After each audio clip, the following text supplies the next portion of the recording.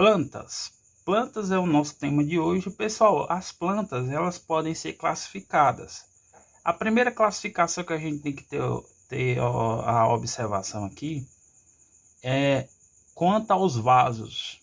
E aí, se existem vasos ou não existem vasos. Esses vasos são importantes justamente para as substâncias percorrerem o corpo da planta. Algumas plantas não vão ter vasos e elas vão ser chamadas de avasculares.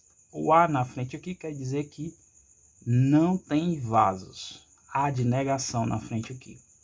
As plantas que têm vasos são chamadas de vasculares. Você pode observar que os vasos são importantes. Essas plantas vasculares elas vão fazer com que substâncias adquiridas ou captadas pelas raízes possam passar pelo caule e ir até as folhas. E aí substâncias geradas lá nas folhas possam percorrer por todo o corpo da planta. Essa é a primeira classificação. A segunda classificação que a planta tem são a seguinte forma. São 4 tipos de plantas que a gente vai poder classificar: briófitas, pteridófitas, gimnospermas e angiospermas. As primeiras plantas que a gente vai classificar aqui são briófitas. Elas são as primeiras plantas e são chamadas plantas primitivas, porque são as primeiras plantas que existiram aqui no planeta Terra. Elas são as vasculares, ou seja, não tem vasos. E por não ter vasos, elas não atingem uma altura muito grande, ó. Elas no máximo são de 2 centímetros. São plantas muito pequenas. Exemplos de briófitas são muscos, hepáticas e antóceras. Outro tipo de planta que a gente vai encontrar são as pteridófitas. Elas já são um pouco mais evoluídas em relação às briófitas. São vasculares, elas podem apresentar uma altura maior, vários metros. Elas são comuns em ambientes úmidos e sombrios, ou seja, com sombras, e gostam de umidez. A água são importantes na reprodução tanto para briófitas para pteridófitas. Exemplo de pteridófitas são as samambaias, certo, gente? Outra classificação mais que a gente não vai focar agora e vai ficar a título de informação é justamente as gimnospermas.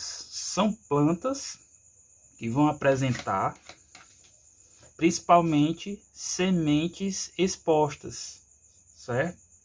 Exemplos, os pinheiros.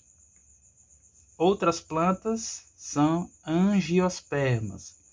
Elas vão apresentar sementes protegidas através de frutos. Aqui nós vamos ter plantas com frutos e aqui plantas sem frutos.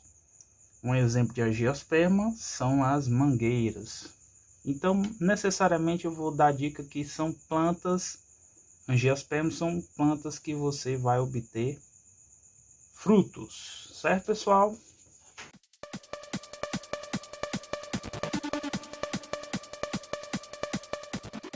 Continuando o estudo sobre plantas, pessoal, reforçando, as plantas elas precisam da água para se reproduzir, certo? As briófitas, por exemplo, são exemplos de plantas de pequeno porte, como você viu, porque as plantas briófitas elas não têm vasos. E por não ter vasos, prejudica o desenvolvimento da altura dessas plantas. A sua reprodução depende da água e vamos observar aqui, ó. Ela vai poder apresentar gameta masculino, que vai ser chamado, ou seja, a célula gameta masculina é chamada de anterozoide. O gameta feminino, ou seja, a célula feminina reprodutora, vai ser oosfera. E aí a gente vai falar aqui, ó, nos muscos,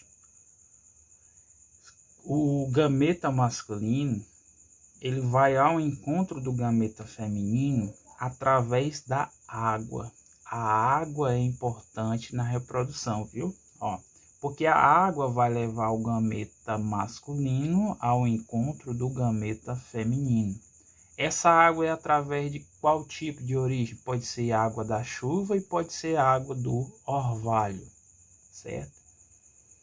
Quando o gameta masculino e feminino encontram-se, eles vão ocorrer ou vai ocorrer a fecundação, que é o que? A união dos dois. A união dos dois é chamado de esporófitos.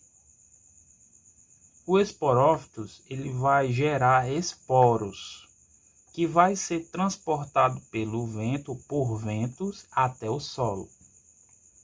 Do solo vão se desenvolver e gerar gametófito, que vão formar um novo músculo, e aí começa tudo de novo. O músculo, ó, gameta masculino gera o feminino e chega até o feminino, vão se unir na fecundação, a fecundação gera esporófito, que forma os esporos, que vão ser transportados por ventos até o solo, que vão se desenvolver gerando gametófito, que forma um novo músculo, certo? Então essa é a nossa aula de planta hoje e vamos às atividades.